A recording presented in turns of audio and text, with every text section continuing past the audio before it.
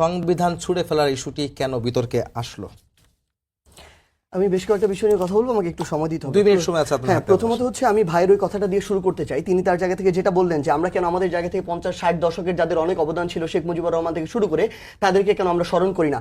আমরা নির্দ্বিধায় আমাদের জায়গা থেকে বলি যে 1971 সালে 24শে মার্চের আগে শেখ মুজিবুর রহমানের যে অবদান ছিল আমরা আমাদের জায়গা থেকে অবদানটা স্বীকার করি।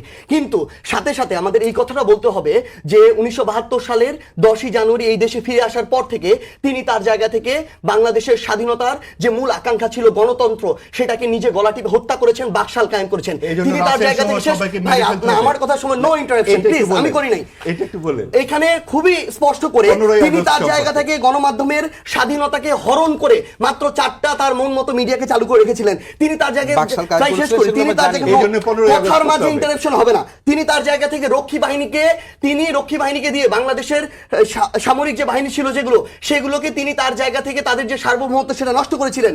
তিনি দুর্ভিক্ষ তার জায়গা থেকে তার দুর্বলতার মধ্যে দিয়ে দুর্ভিক্ষ তৈরি করে লক্ষ লক্ষ মানুষের নিহতের কারণ হচ্ছে তিনি। ভাই শেষ করে দেন। 15ই আগস্টের ব্যাপারে বলেন ভাই, উনি একটু আগে উনি 10 মিনিট কথা বলছে না। আমাদের সবচেয়ে বড় সমস্যা কি, আমি ভাইয়ের একটা কথা বলি, উনি পুরো সময় এখানে কথা বলছে অন্তর্বর্তীকালীন সরকার নিয়ে। কারণ ওনাদের ওই গার্ডসটুকু নাই যারা ক্ষমতায় থাকে তাদেরকে প্রশ্ন করা। এটার কারণে এই জন্য ভাই এটা কথার মাঝে কথা বল। ভাই আমরা কি টকশো করব নাকি করব?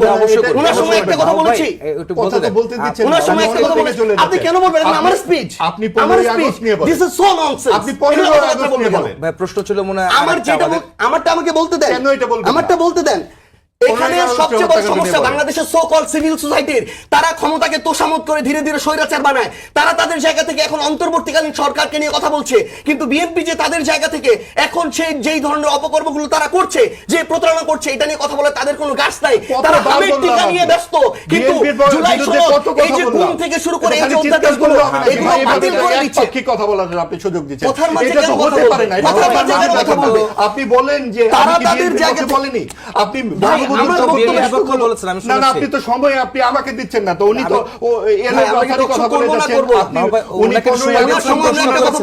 আপনি ব্যক্তিগত আক্রমণ না করে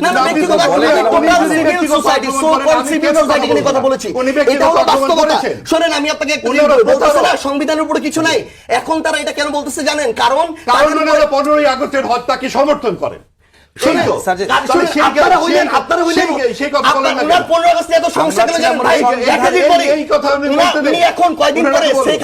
ভারত পালানো নিয়েও উনার প্রচুর জ্বলবে।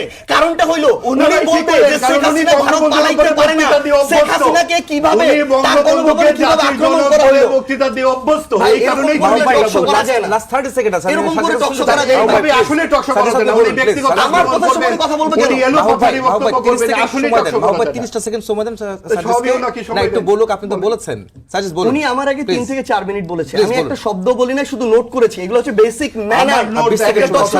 না না, এরকম করে কথা বলার কোনো মানে নেই ভাই। জুলাই সনদের ভূমিকা মুক্তিযুদ্ধ যার 75 আগস্ট নিয়ে এত জ্বালা, কয়দিন পরে তার শেখ হাসিনা কেন ভারতে গিয়েছে এটা নিয়ে অনেক জ্বালা হবে, অনেক জ্বালা হবে।